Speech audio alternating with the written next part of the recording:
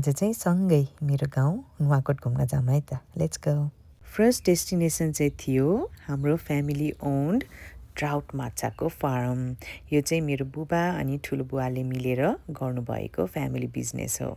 काठमाडौँबाट जम्मा 17 किलोमिटरको दूरीमा रहेको यो फार्ममा चाहिँ 21वटा पोखरीहरू छन् अनि ड्याडीहरूले चाहिँ यो बिजनेस गर्न थाल्नु भएको लगभग 20-21 वर्ष भइसक्यो। हाम्रो माछालाई चाहिने दाना चाहिँ हामीले आफै नै उत्पादन गर्ने गरेका छौँ। ड्याडीलाई चाहिँ कुखुराहरू एकदमै मनपर्छ, त्यही भएर हाम्रो फार्ममा चाहिँ एउटा जर्मन सेफर्ड अनि 2टा भोटे कुखुराहरू छन्।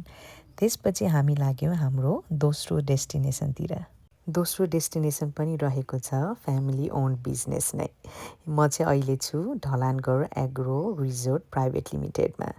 यो चाहिँ मेरो दाइहरूले मिलेर गर्नुभएको बिजनेस हो। सो मैले चाहिँ फर्स्टमा यहाँ आएर चिप्स चिल्ली खाएँ अनि चना चटपट खाएँ, एकदमै मिठो थियो। त्यसपछि लाग्यौँ हाम्रो तेस्रो डेस्टिनेसनतिर। यहाँ चाहिँ म मेरो एकदमै स्पेसल मान्छेलाई भेट्न आएको थिएँ। मैले मेरो फुपूलाई 10 वर्षपछि भेट्दै थिएँ। दिदीले बनाउनु भएको चियाको चुस्की लिँदै यति राम्रो दृश्य अवलोकन गर्न पाइयो। त्यसपछि घर फर्किँदा चाहिँ काठमाडौँ भ्यालीको यति राम्रो भ्यू हेर्दै घर फर्किएँ। आजको दिन रमाइलो भयो। हजुरहरूको पनि दिन शुभ रहोस्।